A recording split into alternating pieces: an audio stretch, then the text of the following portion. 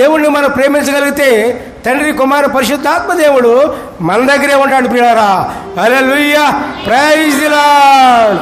మీరు ఏ విపత్తు వచ్చినా, బాధ వచ్చినా, వ్యాధి వచ్చినా, కష్టం వచ్చినా, ఏది వచ్చినా మీరు భయపడక్కర్లా.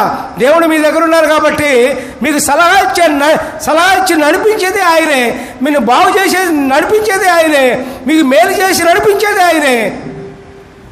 ఆ విధమైన సంఘటనలన్నీ కూడా వాక్యాన్ని గుర్తుంచుకొని మన జీవితాన్ని గడపాలని కోరుతూ దేవునికి స్తోత్రం చేయండి. హల్లెలూయా, ప్రైజ్ ది లార్డ్. పిల్లరా, దేవుణ్ణి ప్రేమించడం నేర్చుకోండి.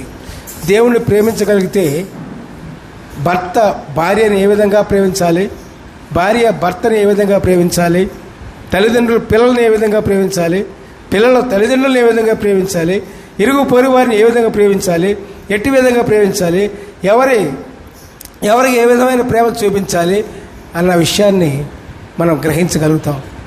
అది ఎప్పుడు వస్తుంది? దేవుణ్ణి ప్రేమించినప్పుడు మాత్రమే వస్తుంది.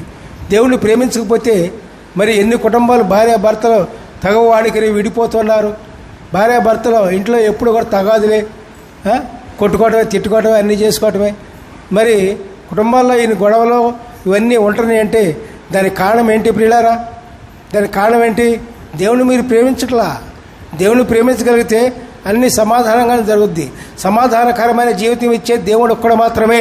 దేవునికి స్తోత్రం. Hallelujah, praise the Lord, praise the Lord, praise the lord.